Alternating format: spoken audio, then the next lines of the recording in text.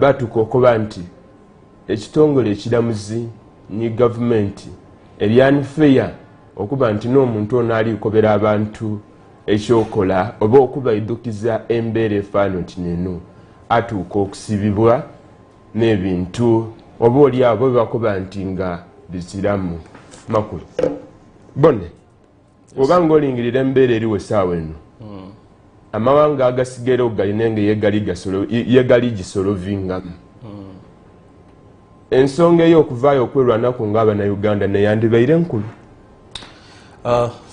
Webale ino Sam. Twali wano last week ni mwami Nkunda ndi twalowoozamu what should be the solution right now. Okuvaayo okwerwanako by individuals, it's not a solution, a long-term solution, and which I can't say right now, let's rise up and, come out and struggle. Because we have confidence in the institutions that govern this country. And I think when we bring active policies and we present them through other platforms, like Baba TV, hosting every day, it's a platform, it's another way. Because other ways may be having a cost, like you see retired Colonel Dr. Chiza Besigye being reprimanded when he's trying to walk. Chivati chirunji, But when the situation goes beyond, it can call for that approach as well. But I believe we have a functional parliament where we have over 400 parliamentarians, and what is their role? It is to legislate. But just like we had COVID as a crisis, and our hope was to wait for the presidential address every day to give us an update. They instituted a committee on COVID, a special committee, and they managed the situation as well. So me, I would still allude to the fact that we still have an opportunity to engage government, because when we come here and we say now all the hope is lost, let's resort to the streets, we may go into a cost that we may not afford. But what Dr. Besigye, for example, did is to send a signal. You see, I'll go back to what happened last financial year, but one, there was a transaction tax on mobile money of 1%, where government thought that Singaba Jireta, it will bring more revenue to the government, which didn't work. And we saw a number of political activists coming up. They formed a formidable force, and they put this back to Parliament, and they revised it, whereby they put it back to 0.5. And it actually, the 1% transaction tax had far-reaching effects on the telecom companies. After 1 month, when the bill, when the tax had been effected, they posted so many losses. So it lured the government, or it attracted the government to the attention of the activists to have an approach which is probably, having a lesser effect than the other one. So what is happening in the country today, it needs actually an engagement of technocrats, of parliament, and the country as well. So some of the situations that are happening, some are factual, others are external, others are probably, they are inevitable and they have to happen. But lastly, on what you asked me, raising up, yes, maybe an approach. I'm not a political activist, but me, from the scholarly point of view, I think there is room to engage government, there is room to engage the stakeholders who are in charge of this economy to have this done. Such crisis management exposes government on what it's supposed to do. Solomon, you're still a youth, a young man, energetic, and most of the things of Ibona and the other black side of it. Above all, can you criticizing a government and the people in leadership? You pretend and you feel like you have a solution to everything. Retired Colonel Dr. Chiza Besigye n'abandi kubali okuluyo oluvuganya government bo balingirira message y'omukulembeze bagitafuta nti it didn't give hope. When I gaita kwabo, over you saw some hope. You see, unlike my brother here, and I have a problem with people that think like him. Which problem? Kuba tisobola ate kuba depriving of that opportunity. As a human rights defender, I highly respect a dembe area opinion. He's entitled to that opinion. However, with a more reality, I want us to look at three things. Wali Echibina, which I am a member, Kanyehamba Foundation, and one of the pillars, JMLako, is truth and justice. Once it comes to the truth, it means standing up and speaking the truth boldly to power. Yeah? Echonga nchimaze nda kubigaita nga concluding this submission. Echonga nchimaze nenda tuire ku specifically what is happening in the country and the presidential address. Shortly before the presidential address, abana bano abali ku mubiri gwange bakwata petition bagitwala ku parliament. What happened to them? How did the DPC no mudumizi wa parliamentary police afande Senge yadumira abana bakwatibwe. The petition was confiscated. Whatever happened, it was a brutal and violent arrest. Chona ekyatuukawo, meaning nti kya raising alarm. So wovawawo nga raising alarm kitegeeza nti omukulu wa parliament alina okuba nga abuuza banna kyekiri kuluya. She's a mother. Bali bavubuka. These are students and Mwami Solomon. Ngokali kunsala kirimi. What happened to them? Babatwala ku CPS, batulugunyizibwa, abalala babakuba mu bimotoka bye babatwaliramu. End game was Luzira.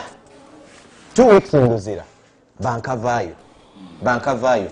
So, iwe nkoba nti waliwo room to engage government. Then I think you must have a big problem not to see what is happening in reality. Idealism has overtaken reality. And what is happening is our idealism twegaisa oba twebiise mu birowoozo bino ebirungi twerabira ekintu kirala nti eno gavumenti yabanakyemalira eyo teyenda muntu alowooza oba ateesa eyo vaayo nenze kubuzaako kiro ekintu kirala kyobe olikuba olituwa example an iceberg of abantu abayinza okwengaginga government through sending petitions to different institutions. That's not the first group. Yes.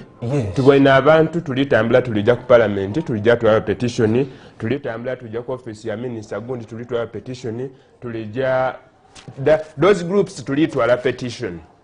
And I don't think when you engage in government that's those tine yengeri yodi no kolamu. Obona the primary role is those people abakola batyo benda kufuna showbiz. You see PR, attention, kuvayaba. I think that's not that what Obona Sam. Lwakuba tonzikiriza kwira mu kiro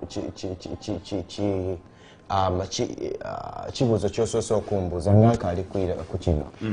You see after that protest twabona Dr. Kiza Besigye n'avaayo akuba nti I am going to protest. Nganze the way I'm protesting here nti I've decided ndakuvaala essaati eno ng'eri ku arrest prices now.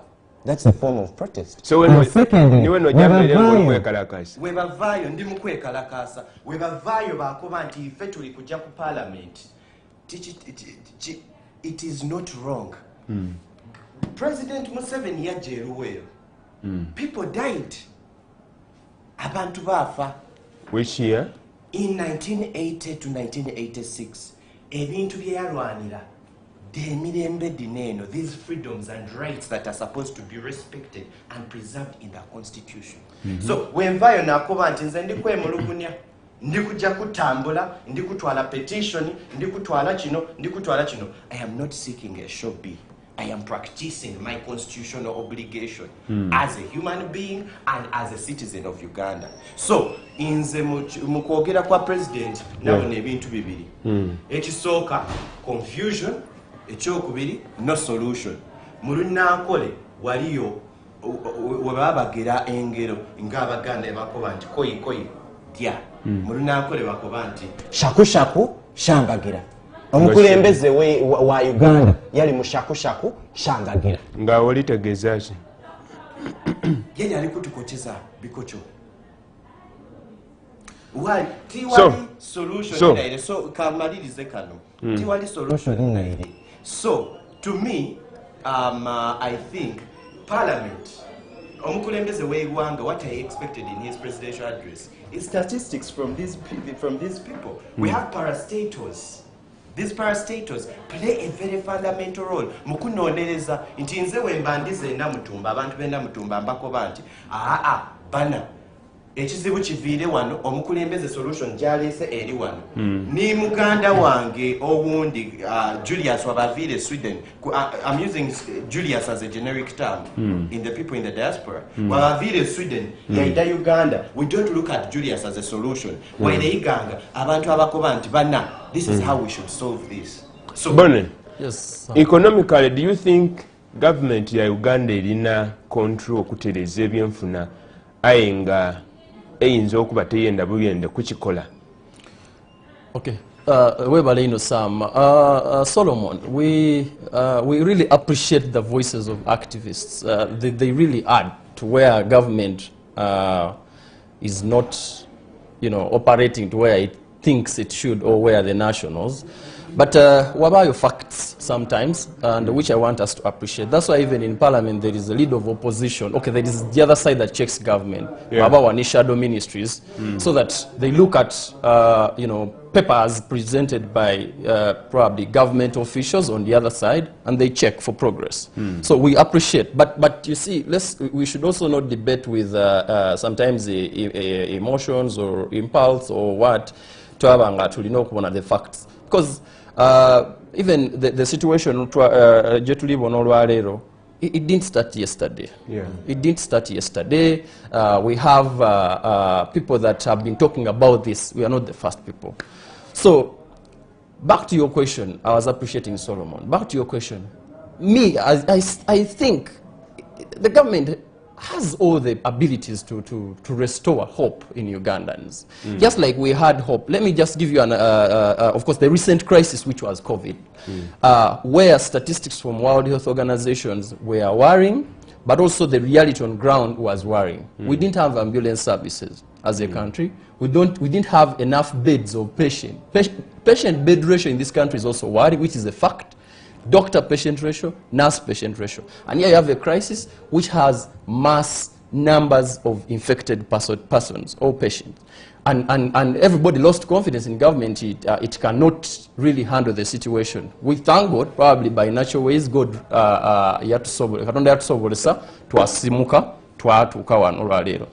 So me, what I think government should do, just like the President Gaboye, it still has that ability and approach. And it should really sit with these activists and the technocrats to forge a way forward. Not be to debate in silos and isolations.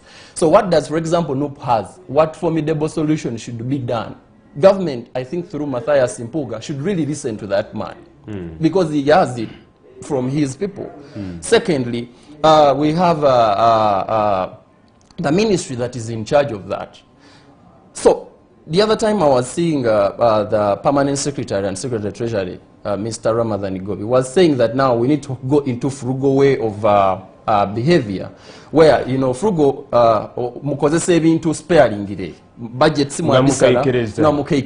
because it seems there is no immediate solution, Sam and Solomon. Some situations in Zoba are very, very big for a crisis. The government even with you activists and us and the media like Baba TV may think maybe in short term, long term, and maybe the medium term as well. So we are moving to June, which is the budget month, and all tax proposals, they don't actually help any Ugandan. And what does that show you? So, but there is still a chance to revisit them and say if they are going to have a far-reaching negative effect kubantu bawansi,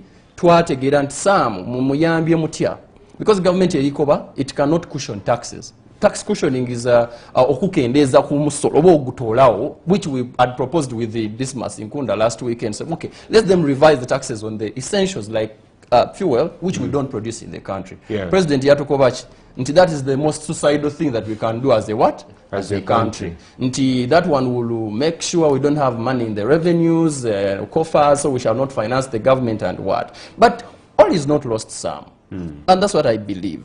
So, Olaleo Tubonanga, commodity, and it's not only fuel. Fuel is having a multiplier effect on Kubintu Byona because it is the mover of the economy. So the solution here to want at least government esobola okuba atenga visiting okusala emisolo ku bintu bino ebi locally made here. Those are food commodities. Abantu de basobola okuba atenga bawo day to day life balina okulya balina okunwa. Nti ye bati solution singa tubatugemyere. Kubanga issue yakobeere omusolo ogule kule, it is in trillion, 1.3 trillion, something like in 3 trillion, of which the country can't lose. But, Annie, Sam, and my brother here, Bonnie. TD over, you've been studying budget allocations, they divide them year after year. Today we have Ministry of Defense taking the biggest, largest portion of the budget. Aye, General Museveni idea yakoba nti banya mukolechi mukekereze. I don't know. You see, some of the people that make these policies, abantu banabatuula bateesa bakola ki, they are not on ground. They are assuming. They are assuming inti bafumitiriza inti abantu be Katanga betaaga kino betaaga kino. But the truth is, the reality is, people are badly off. But President Share realistic. Mwami Solomon. Yes. I saw reality in okukaikereza. Apart from nga tukali kujja ku budget sidira allocation. Olikuba kuba bakekereze. But banakekereza ki chebazira. They don't have it. And you call that reality? The reality I'm No, speaking secondly, is, listen to me, the reality I'm speaking to it, and this is a very good point. Tambula mchibuga ne mu byalo. And you look at the left side of people. Just look at the left side of people. Nti abantu mu Uganda wano nasobola okubaamu n'omuntu awo n'ajja mu bbaala n'agunaguna. But is alcohol a necessity? Is it a basic need? But you see, and people are buying things ebizira mugaso. Mukaira akafaana otini kano. Nti omuntu ali kujamu alina mu numba ye TV yako eno TV ekairike kangula empya. At this time, those are some of the things building it against the reality. Yes, the economy is not good.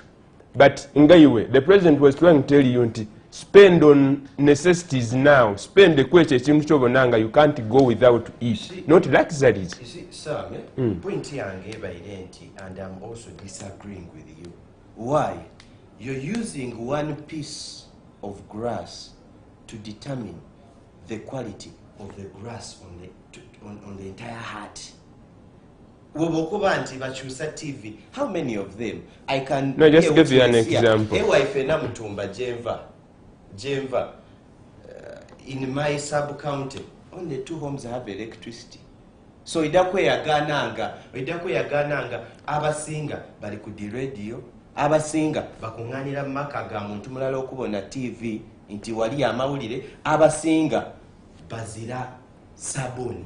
So inze wobonkobye nti tukekereze, I would agree with you. Tusooke ne budget ya State House. These useless budgets of Ministry of Defense tukobe nti as Museveni oba as government tusazeewo tukekereze the way we waste resources. Look at the Right Honourable Prime Minister. The Right Honourable Prime Minister atambula ni convoy ya motoka imeka. Wobuza, why is it like that? By Dakoba, she needs budget about a team eyabayambi ekube ebifaananyi. Then she needs press team. Yes, press team. Then she needs a private secretary's car. Then yetage yene. Really? Yeah. And otukobe tukekereze. Bonnie. Yes, Sam. Many people trying to cite that webalingirira expenditure baditaire kubuzinga bubiri the government and the people nti expenditure adabakungu ba government did it and I don't think basuuka buzuuke kunjo bakoba ntukole tuti all those things biri mu mateeka why do you okuratingire no bintu ebi mateeka ebi mu mateeka nti no sirino bakitinist nimwe abantu babulido musobola okulingayo your lifestyle ngesobola otede. Okay, Sam, of course, just like Solomon said, it is true. When we are debating this to determine facts, there are things that are factual really. But of course, the government expenditure is also not good at all. Probably that's why even the nationals are rising up to say, but you people, you are overspending on yourselves. And you're telling us who look for money to sustain you where you are, to spare, to be in a frugal way of behavior and of lifestyle. So probably that needs checking some. But what I wanted to make clear about Nabali Kutubona, Sam, when President was coming to address the country, he of course I listened to the speech, but in the TV in the time when they expect him to offer solutions. But there were some facts. Of course, we are an importing economy, Sam. That is true. And some of the things, because they say, well, to manufacture things in a daily life like soap, they are really raw materials that we import. And we are importing them from those areas where I didn't really want to debate the geopolitics right now. Tulitolayo palm oil, tulitolayo ingano, tulitolayo mafuta, where there is a crisis and there is an increment of $34 on that liter before it's even taxed in Uganda. Yeah. So, but Ngechotu Chimaze, what is the long-term solution? So that if this is the short term, then what is the long term? Because Uganda is still here for years. We are still going. Some you see, but do we need to be in this situation every day, every time? So this is what I have to say. If we are to cut government expenditure, just like the entire debate is in the country, where should we prioritize that investment? So that people have the confidence. Even when the situation is alarming, because now, when the president was talking, he showed that some of the situation where we are, they are artificial. They don't have control on the actors in the market because they are private. Secondly, the geopolitics like Ukraine and Russia, they don't have control. But again, what is the government mandate? Kuwanainchi, alikuenda immediate solution. So, chabanga chimalamu amani. Coming back to point of crisis management, the government should really set up a team to manage this from the technical point of view. Just like we were at COVID. Because Sam, let me tell you, and this is to probably the technocrats and whoever is in charge of this country. The president, when we were hit by COVID, there was a committee and a special arrangement where donations were being managed. And the president could get on TV and say, I want only double cabins and I want support. And Ugandans willingly offered TD over wawaye chintu chona chona. Nina chena wayo wele timotoka. Because I'm a Pan-African. Because you are a Pan-Africanist. Really, Ugandans love their country and they really they stayed home, they gave in. So it is also time when they were making noise like the way Kanobesije is making. You know, we shouldn't counteract by, you know, a brutal way of arresting and what. Because also the president was once in a crisis because he was managing this country. Yeah. And I told you when he was talking, Yakobanti, when there's a crisis like this, you rush to ask for subsidies. But the government, we don't afford subsidies. You get? And this is what pains these people that want to change the political system to change. You give them an opportunity to really debate you out. But at first I was asking you, into the economic state now, do you think the government has full control to change it? Because it is not only in Uganda. Countries across Africa and East Africa, they're in the same basket. Yeah. And they are crying like us. Just to answer you, partly the government has a solution. Partly. Because some of the factors are really internal. Because, and if we revisit the approach, the way of life you're talking about for the wananchi, also the government should check. But the other side, since there are geopolitics and external, where to move, but till when? You see, not until you see that fuel pump at 10,000, that's when you will cry more and you think government has something to do. But right now, Sam, to make the point in conclusion is, how many people even have cars in Uganda? You see, the situation is like that because now even those ones who have cars, they are in that class of middle class which must drive to take their kids to school, which must do everything with the car. Abantu abandi babivaako efe bupadenge nawantumbi babivaako okuvuga emmotoka okutambira mmotoka tibagigulanga nakugigula because the taxes are very high na buli kimu bagiwulira buwulire so ekyamafuta tekiri bakosa tikijja kubakosa kidda bakosa in other essentials dependence abuni ani nye kubo bamwetaaga benda okunaaba benda okolashi but the rest middle class nabajo debating up some. So the government partly has because it has interventions through the restrictive monetary policy and expansion monetary policy through Bank of Uganda and Ministry, Batiama. They have associations where they have to sit with the traders to revisit. Let them support traders to support production. And some government can really cause a critical mass of productivity abantu babanga ebintu biri omubunji ebintu ebinajanga bitono because of few entrepreneurs, because of few producers in the market. It will reach a time, Sam, even when you have 10,000 and you can't find a fuel at the pump. I'm telling you. I was driving some people on on Thursday. We went at the gas station. They said they don't have diesel. They don't have diesel, but we had the money. It's not and we were willing to buy it at any cost it was. Not until that situation comes. Because it will reach Ntiniva players, they can no longer import to bring to supply. But the nationals, from their savings and what, they have the money to buy, but there will be no production. Dasika mbuzayo itano okutuka ku ssaawa 8 edokunsi okonako olwaleero anti akaire kaitukanga abantu tulina esente nga n'ebyogula bizirawo ndi omu ku bantu abaikiriza era ndidde nti Katonda awulira sabe na akaire awo kademe kuba ate nga katuuka kampumulemu katono ndikwira otavaawo.